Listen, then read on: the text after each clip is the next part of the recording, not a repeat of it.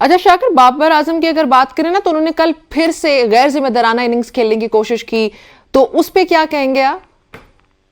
देखिए, बाबर आजम इस टूर्नामेंट में बहुत अच्छा खेल रहे हैं। अब एक आध इनिंग्स को लेकर उनको तनकीद का निशाना बनाना मुनासिब नहीं है। वो सेंचुरी भी कर चुके हैं। हम्म। जिस तरह वेन्यूज चेंज होते हैं तो यकीनन थोड़ा सा शिफ्टिंग में अपने फर्क आप को पड़ता सेटल है करने में बिल्कुल। थोड़ा सा जरूर फर्क पड़ता है। लेकिन जिस तरह से कल बाबर आजम उनकी जो पूरी टीम है वो मेरे ख्याल 18 रन पे 5 खिलाड़ी आउट हो चुके थे, लेकिन उसके बाद जिस तरह से आमिर जमाल और वाहिद ने 106 रन की शराकत लगाई और आमिर जमाल ने जिस तरह 48 गेंदों पर 6 छक्के और 8 चौकों से 87 रन की इनिंग्स खेली, वो बड़ी काबिल दी थी। तो ये अच्छी बात होती है कि जब कोई टीम जब ऊपर से कोलैप्स कर जाए, उसके जो मेन जिन पे जो रिलाई कर रही हो टीम वो कोलैप्स कर जाए और फिर नीचे से एक ऑलराउंडर आमिर जमाल की सूरत में आकर परफॉर्म कर जाए और वो टीम को किसी एक रिस्पेक्टेबल टोटल तक ले जाए, तो ये अच्छी बात है।